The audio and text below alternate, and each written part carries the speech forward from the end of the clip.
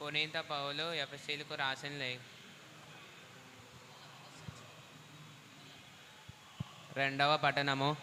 పునీత పౌలు ఎఫెసీయులకు రాసిన లేఖ 2వ అధ్యాయము 4వ నుండి 10వ వచనం వరకు. సహోదరులారా, దేవుని కృప అపారము, మన పట్ల ఆయన ప్రేమ అమితము. కనుకనే అపరాధముల వలన ఆధ్యాత్మికముగా నిర్జీవులములై ఉన్న మనలను క్రీస్తుతో కూడా ఆయన పునర్జీవులను చేసెను. దేవుని కృప వలననే మీరు రక్షింపబడితిరి.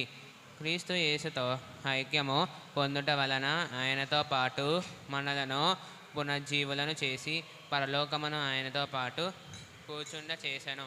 క్రీస్తు ద్వారా మన యందు ఆయన ప్రదర్శించిన ప్రేమ వలన క్రీస్తు యేసు నందు తన అనుగ్రహ వైభవము ఎట్టిదో నిదర్శన పూర్వకముగా రాబోవు యుగములకు ప్రదర్శించెను. ఏదైనా విశ్వాసము ద్వారా దేవుని వరము వలననే మీరు రక్షింపబడితిరి. అది మీ స్వయంకృతం కాదు, దేవుని వరమే. అది మీరు చేసిన కృషికి ఫలితము కాదు. కనుక మీరు గొప్పలు చెప్పుకొనుటకు ఇక ఏమీను లేవు. మనమును దేవుని పనితము మూలముగా చేయబడిన వారము.